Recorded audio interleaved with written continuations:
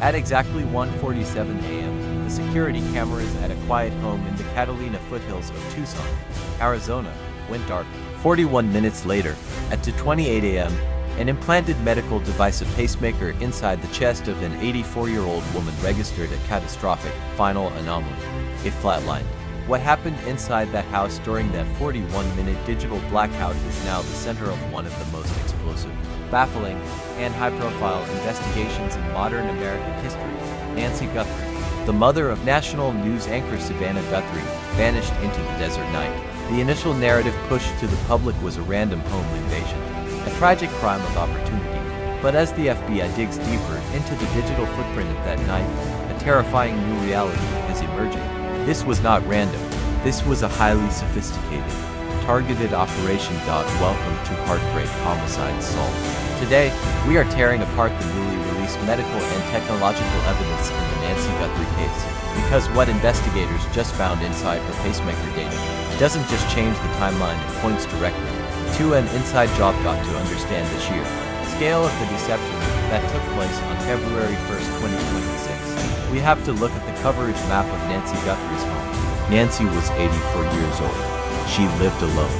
She had severe mobility issues and relied on a pacemaker to keep her heart beating steadily. Statistically, criminal profilers will tell you that it is incredibly rare for an 80-plus-year-old woman living alone to be the target of a random, high-risk kidnapping. Burglars want cash and jewelry. They do not want the liability of carrying a medically fragile hostage into the night. Whoever hit the Guthrie house knew exactly who was inside. They knew she was alone. They knew the layout of the property. And most chillingly, they knew exactly where the blind spots were.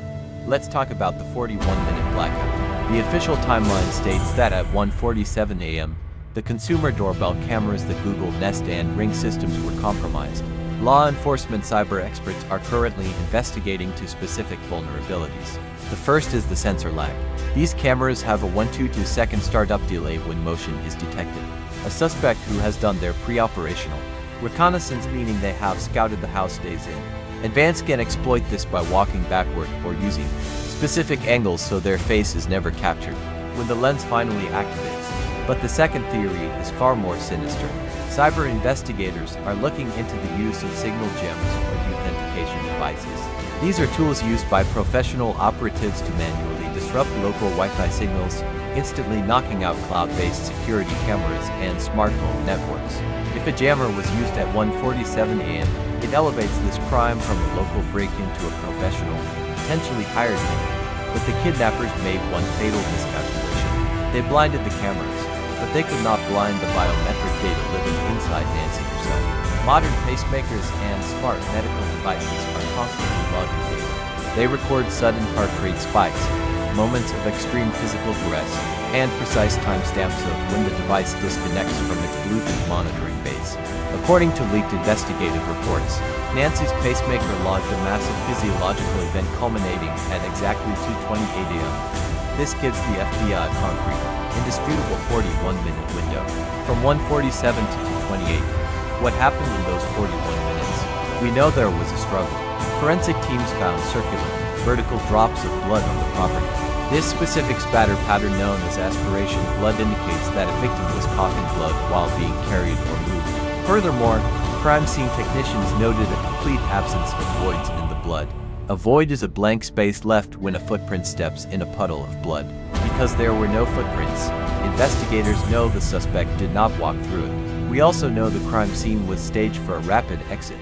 Heavy flower pots from Nancy's own patio were moved and used to prop open the back doors and gates. This ensured the intruder had a clear, unobstructed escape route into the dark, natural drainage washes located directly behind the property, a perfect, camera-free path into the desert. They blinded the tech. They secured the exit. They moved the victim.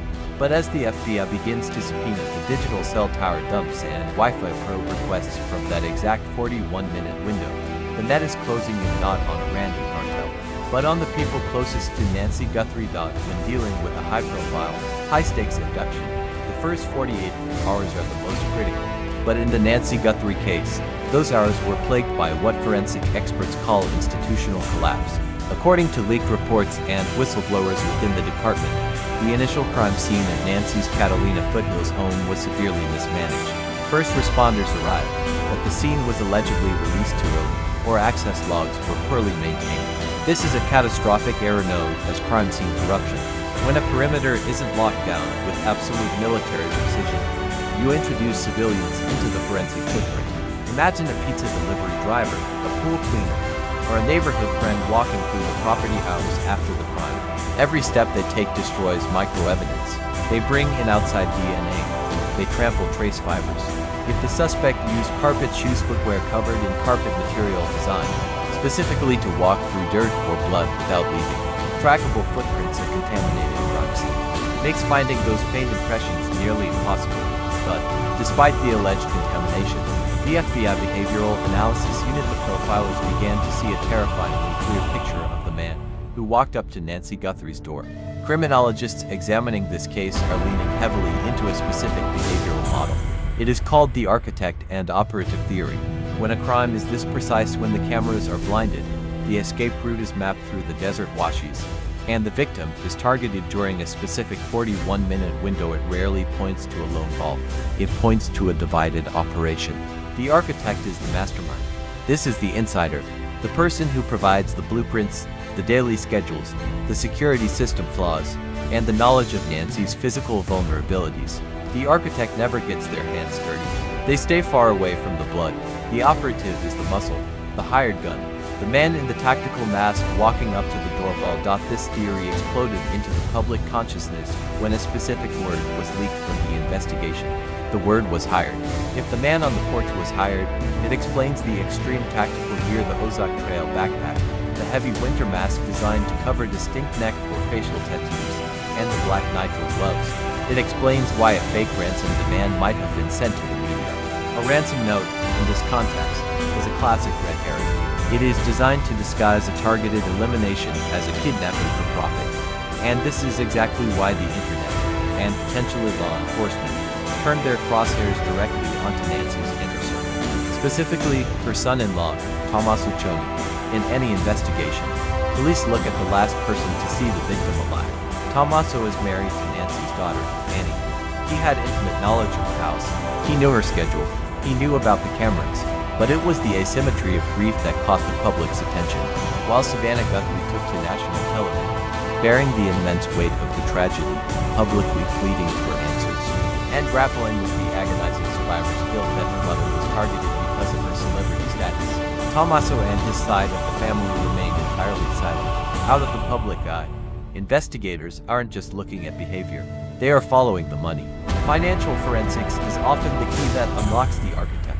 Rumors and deep dive investigations began circulating about a ticking will appointment. Was Nancy scheduled to meet with an attorney to change her will just days after she vanished?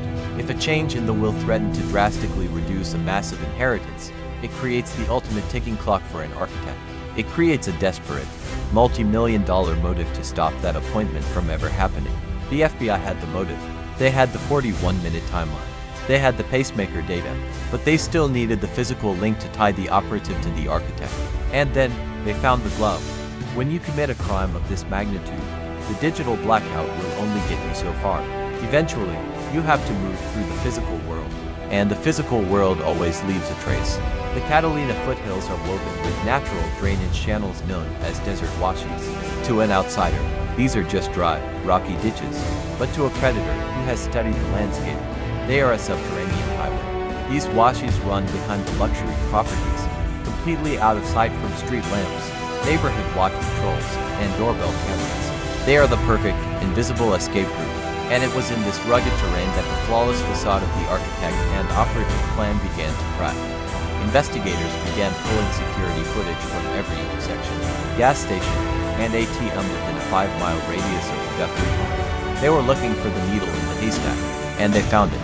Just 8 minutes after Nancy Guthrie's pacemaker registered that catastrophic flatline at 2:28 a.m., a lone vehicle was spotted on a dark back road, 2.5 miles from the crime scene. It was an inconspicuous car.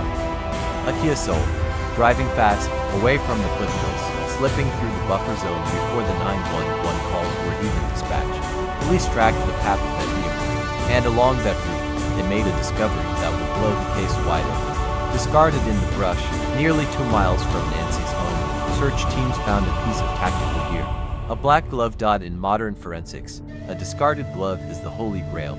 It is a goldmine for touch DNA, microscopic skin cells, sweat, and oils left behind by the wearer.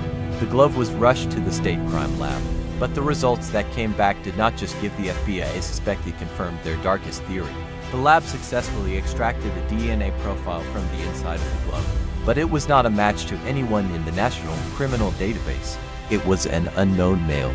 However, crime scene technicians had also recovered a separate DNA sample from inside Nancy Guthrie's home.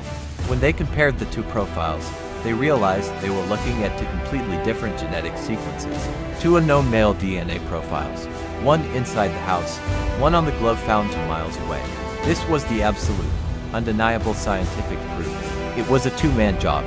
But having an unknown DNA profile and actually putting a name to a killer are two very different battles. If a suspect has never been arrested, their DNA isn't in the police system. They are a ghost. To catch a ghost, the FBI deployed their most devastating weapon, investigative genetic genealogy, or IgG. This is the exact same groundbreaking science used to catch the Golden State Killer and the Idaho College murderer. Forensic genealogists take the mixed DNA, the SNP profile recovered from the crime scene, and they upload it into commercial, open-source ancestry databases. They are looking for the killer. They are looking for the killer's distant relatives, third cousins, second cousins. Once the genealogist finds a partial family match, they begin building a massive family tree backwards.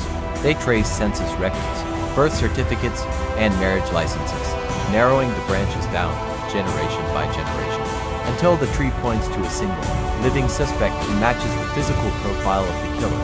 Right now, behind closed doors, the FBI is sitting on those genetic results. The net is tightening. As the genetic genealogists hunt for the name, FBI profilers have been mapping the mind of the operative. And to do that, they use geographic profiling. Criminologists divide serial offenders and hitmen into two distinct categories, commuters and marauders. A commuter travels far outside their own neighborhood to commit a crime. They want distance between their home and their violence. A marauder does the exact opposite. A marauder operates within their own comfort zone. They hunt in the very streets they live in. They know the shortcuts, the police response times, and the blind spots because they drive them every single day. Every piece of evidence in the Nancy Guthrie case points to a marauder. The flawless navigation of the desert washes in pitch blackness, the exploitation of the specific camera lag, the immediate, invisible escape. You do not pull this off if you just rode into Tucson for the weekend. You pull this off because you live there. And this geographic theory led law enforcement to execute a terrifying raid just days after the kidnapping. Less than a mile from Nancy's home, police surrounded an abandoned, vacant house. In high-end neighborhoods, vacant rental properties or homes under construction are highly vulnerable. Criminals frequently use these empty structures to establish long-term surveillance base cameras. From an empty house next door, an operative can watch a target for weeks without ever arousing suspicion from the neighbors. What the FBI carried out of that vacant house and evidence bag remains heavily classified. But one thing is absolutely certain. The men who took Nancy Guthrie did not vanish into thin air. They are hiding in plain sight. And the digital footprint they tried to erase is about to drag them into the light when a high-profile crime occurs. The physical investigation, the DNA, the pacemaker data, the geo-tracking is only half the battle. The other half is psychological warfare. And in the Nancy Guthrie case, that warfare is playing out on live, national television. Savannah Guthrie's return to the Today Show was a masterclass in resilience. She spoke to millions of Americans about the agonizing reality of a missing mother. She spoke of joy as protest, but behavioral experts and former FBI profilers who analyzed these broadcasts noticed something far more tactical happening beneath the surface. When Savannah looks into the camera and pleads for answers, she isn't just talking to the public. She is talking directly to the architect and the operative. The FBI strictly vets these public statements. When family members go on television and say phrases like, "It is never too late to do the right thing," or "We know someone out there is hurting," it is designed to apply immense, crushing psychological pressure to the suspects. It is designed to make the operative the hired muscle who might be watching from a local motel or a vacant house bank. It is designed to make the accomplices turn on each other. But while Savannah bore the weight of this tragedy in front of the world, the silence from other members of the family became deafening. As the days stretch into weeks, public scrutiny surrounding Nancy's daughter, Annie, and her husband, Tommaso Cioni, has reached a boiling point. Tommaso was the last known family member to see Nancy alive. In the court of public opinion, silence is often weaponized as guilt. Why wasn't Tommaso standing beside Savannah? Why was Annie's car allegedly held in police custody for forensic processing? The internet demands immediate answers, but the reality of a federal investigation is much colder and much slower. The local authorities, specifically Pima County Sheriff Chris Nanos, have faced a barrage of criticism for their handling of those crucial first 48 hours. The community's trust in the department has entirely fractured. We are talking about an agency where an unprecedented 98% of deputies reportedly voted no confidence in the sheriff's leadership. We are talking about a department actively battling subpoenas and political recall campaigns while simultaneously trying to solve the most heavily scrutinized kidnapping in the state's history. When local agencies fracture, the FBI takes the reins. And right now, the FBI is doing the one thing that terrifies criminals the most.